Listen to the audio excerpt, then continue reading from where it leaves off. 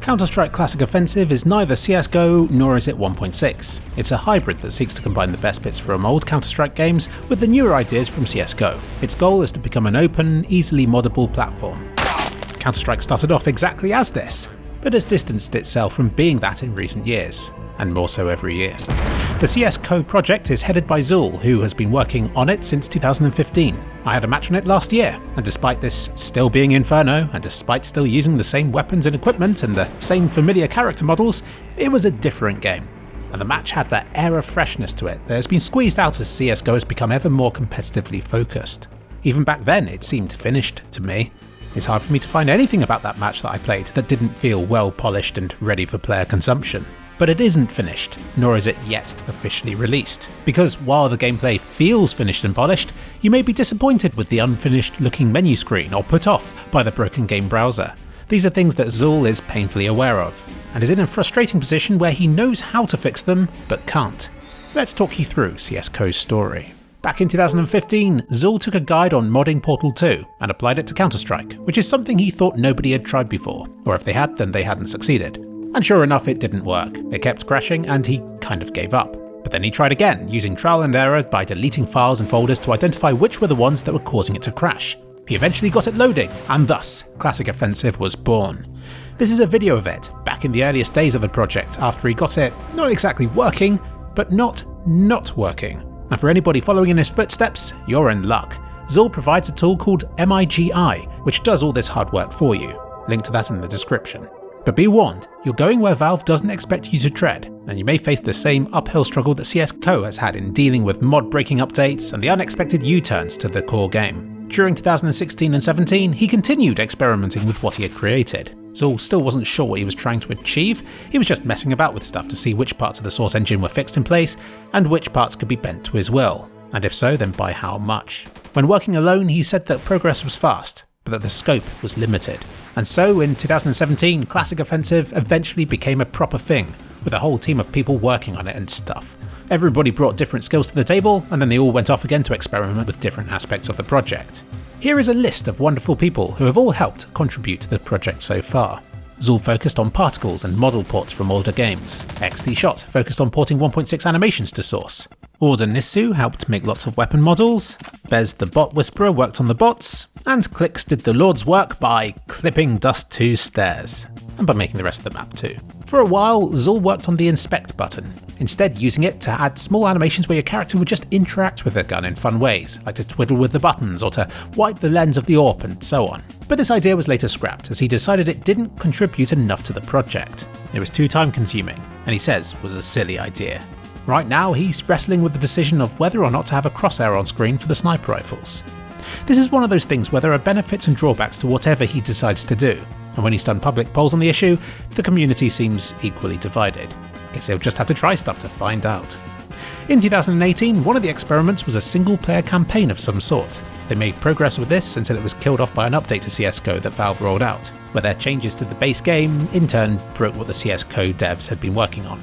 Slothsquadron also played a part in this project, unsurprisingly to design the weapon mechanics for CSGO. He says he wanted them to feel similar to their 1.6 iterations, while still using some of the newer weapon mechanics introduced for CSGO. For example, he still can't fully replicate 1.6's recoil or inaccuracy systems, but says that he has tweaked CSGO's equivalents to help them to feel a little bit closer to how they used to be. He worked on each weapon individually, first by considering how they worked and felt in 1.6, and then by going from there. Pistols are one thing that has changed a lot. The starter pistols have been made slightly less useless against armour, but buying eco pistols will still be a better option. And compared with CSGO, firing off a few shots in quick succession won't be penalised so greatly, but if you spam the fire button too much, then your accuracy will eventually go all over the place. You may know of this famous pistol ace from 1.6. He says that given how CSGO's pistols work, it would be very difficult to pull off these days. Not so much in CSGO though. The wall-banging mechanic in this mod has ended up being a hybrid between the two games. You can't shoot through whole buildings like in 1.6, but props like crates are much more spammable than they are in CSGO. You won't penetrate far with most pistols, shotguns or SMGs, but if you buy a rifle, sniper or a deagle, then they will be super effective at wall-banging. He thinks the meta will return to kind of how 1.6 operated, where the AK, M4 and AWP take centre stage.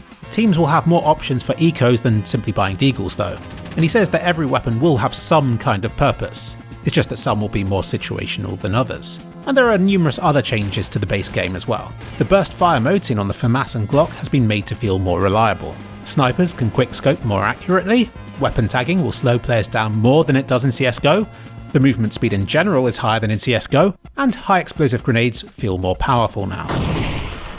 An update a while back gave him the freedom to configure inaccuracy after landing, which helped return the weapons more to how they were in 1.6 again, where your accuracy immediately recovers the moment you land. Despite this flexibility, Slothsquadron is still very much at the mercy of what Valve decides to do to the base game, and these changes and updates can break what progress he's made with the weapons in Classic Offensive. He now hasn't done anything to the project in several years. He got all the mechanics established, and has since moved on from the project, until he's needed again. Indeed, the project has been in operation for so many years now that a lot has changed in that time. Ideas have bubbled up and faded away again, members have joined and left, and the very concept of what Classic Offensive is has evolved along with all these changes. Everybody started out with lots of enthusiasm and progress was fast. But things changed, stuff slowed down, members lost interest, and life generally got in the way and made the developers busy with other things. But by 2019, Zul felt that he knew enough about modding CSGO to start the project for real. So he started it all again, but with stronger foundations, and with a clearer idea of what Classic Offensive wanted to become. It settled on being what people would expect from a Counter-Strike remake. So they plan to remake all of the guns and animations, to get a few map remakes done as well, and then to get it all working nicely online. He feels that a lot of what made the community so great in the older games has been lost with Global Offensive, due to a heavy reliance on matchmaking, which makes the whole experience less personal and much more competitively focused. Older games had more of a community feel to them, which he believes revolved around the matches being found from the server browser screen. This enabled people to find the communities which best suited them, and they'd slowly grow to know everybody else there. So Classic Offensive hopes to bring this back, but with added Face-It integration.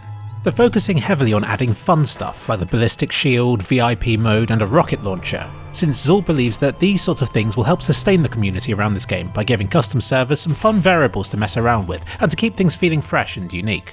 Just ask Warow what he thinks of this. Oh, what the hell?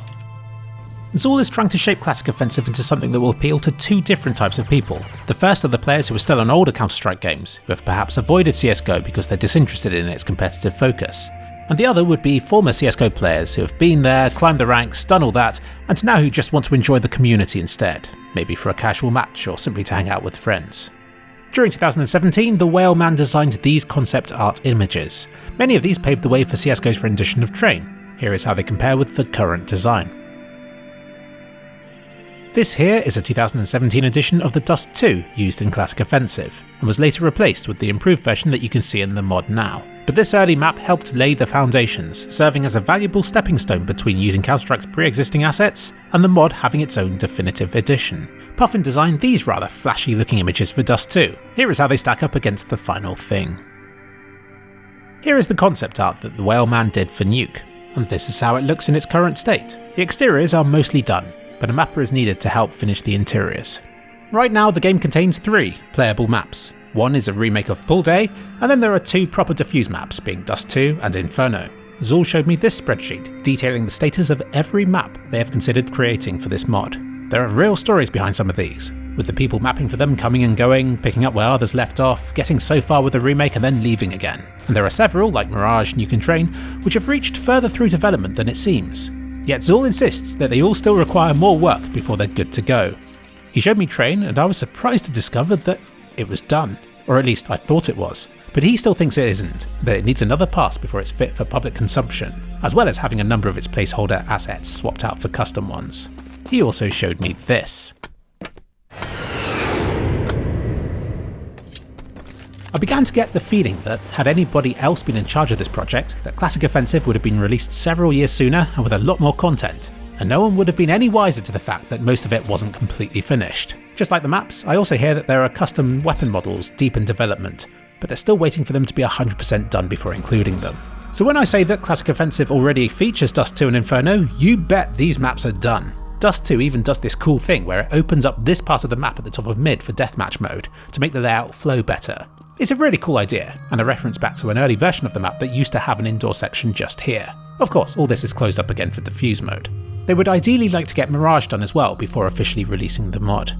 Mirage is currently being worked on by Demu, who shared with me some progress pics. The goal with the remake is to be faithful to 1.6, but not entirely, because Classic Offensive and Global Offensive's character models and maximum jump heights are different from how they were in that older game, and so the height and size of the cover around the map also needs to be adjusted to cater for these changes in the source engine. Still, he chose to base this version of Mirage in a northern Italy, southern France style setting, and added some memorable geometry like a clock tower and an open apartment area. He has just finished working on CT Spawn. You can still see the same shoe shop featured here as was seen in Canals and Vineyard, adding to Counter-Strike's lore.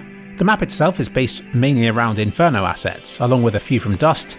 There are also some made by the Whaleman for his map Abbey, and the rest are custom assets made by Demu and Squink. The back of B-site has been a controversial area. It started off like this, as an interior, but then he decided to open it up and to make it feel like it was on the edge of the town. But that did require quite a bit of prop spam to obstruct vision lines between key places. He also explained the difficulties in making Middle feel like an actual place. Architecturally, it just doesn't make sense for a place like this to exist. Is it meant to be a wide square, or is it just a passage between places? He thinks you need to take a leap of faith to make sense of some video game architecture, but says that the mappers of this project have worked hard to get past these limitations where possible. The problem with mapping for a mod like this is that there's very little reward to doing it. Talented mappers are best off investing their time elsewhere, in maps which could later be featured in operations, which at least has the potential to be financially lucrative. And indeed, some of the mappers who have worked on Classic Offensive have had great success on other projects since. Unfortunately, with Counter-Strike not being the moddable thing it once was, the main issues with Classic Offensive have come from limitations in support. Zool says that Classic Offensive used to use the latest version of CSGO, but every few months it would receive an update that would break it in some way, so the mod is now using an older version of the game from before all these problem updates. He thinks that Valve have made most of these updates in the name of security. You can no longer boot CSGO from the exe file. Compatibility with OBS is broken. If you play on custom servers, then it breaks certain things until you restart the game. And Zool thinks Valve have done these things to try and stop cheaters, but says that cheaters quickly find ways to bypass such measures, but that it ends up being a real problem for people who don't cheat. Ironically, the only way that Classic Offensive can work around these anti-cheat measures is to hack the game itself. But Zool says he doesn't want to go down that route, which would mean disabling VAC and losing all of the legitimacy that goes along with having that. Zool has made another mod too, Noble Strike, which you may know as being the Halo mod for CSGO. He says there were a few reasons for making this. It was primarily a test to see how far they could go with modding Counter-Strike without resorting to hacks, since Classic Offensive's scope was too limited, whereas Noble Strike was utterly insane with how much stuff it changed from the base game. Despite releasing to considerable hype, Noble Strike died about 2 weeks later, which Zool believes was down to the absence of a server browser and from its broken UI. But he says there is a solution to all of Classic Offensive's problems. The weapons could be made more like 1.6's. The main menu could be made customizable, configurable and complete, and the server browser could be made workable, if only they could get a license from Valve, one that would let them make these changes to the core game. They last applied for this back in 2019 and were rejected. Zool suspects that Valve is wary of a project like Classic Offensive, which could be seen as a competitor to the base game, even though he sees it more as a place for all the ideas that Valve has chosen to reject. They're in the process of applying for it again, but Zool is afraid of failure. A lot of people have worked hard on this mod, and it's getting to the point where being denied would kill the project outright, and so close to the finish line. And close to the finish line it is. I spoke with several people involved on this project, and you know how a project gets a feel to it. Classic Offensives was so quiet that I assumed there must have been some hidden underlying drama within the group, or an argument that caused the team to fragment at some point. But no, anybody who worked on the project and left didn't really leave on bad terms. In fact, they're quite fond of the project. It's just that it's progressed so slowly that most developers have drifted on from it and moved on with their lives.